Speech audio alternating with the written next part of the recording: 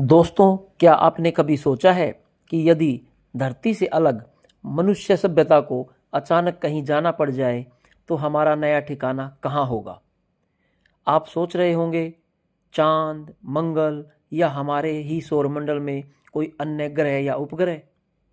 लेकिन आपका सोचना बिल्कुल गलत है। सबसे पहले तो हमें यह जानना जरूरी है कि पृथ्वी पर जीवन किन किन कारणों से समाप्त हो सकता है। उसी के आधार पर यह तय किया जाएगा कि मनुष्य सभ्यता का नया ठिकाना कौन सा होगा। अगर होगा भी तो कहाँ, इस सौरमंडल में होगा या किसी अन्य सौरमंडल में होगा या किसी दूसरी गैलेक्सी के ऊपर होगा।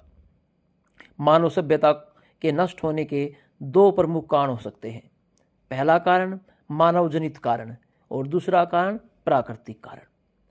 पहले बात करते हैं मानव जनित कारण।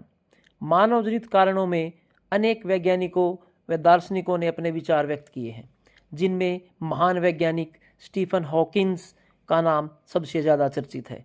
उनके अनुसार मानव सभ्यता का अंत परमाणु युद्ध, ग्लोबल वार्मिंग या असुरक्षित स्पेस मिशन से जनित किसी महामारी के कारण हो सकता है।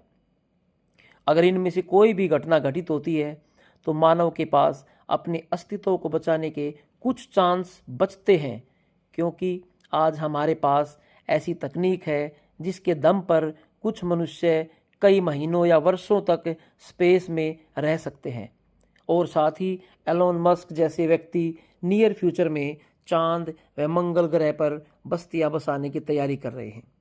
ऐसी स्थिति में हम इसी सौरमंडल में रहकर अपना अस्तित्व बचा सकते हैं और संभव हुआ तो वापिस धरती पर लौट भी सकते हैं।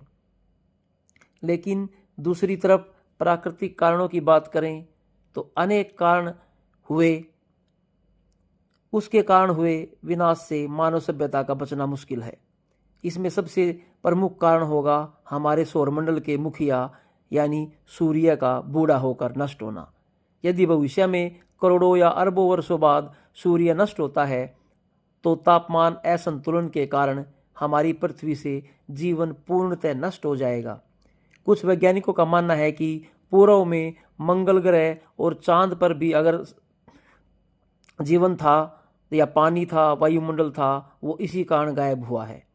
यदि तापमान असंतुलन के कारण हमारी पृथ्वी से जीवन उपयोगी परिस्थितियां नष्ट होती हैं तो मनुष्य को यह सौरमंडल छोड़कर किसी और सौरमंडल में जाना पड़ेगा या शायद किसी अन्य गैलेक्सी में भी जाना पड़ सकता है।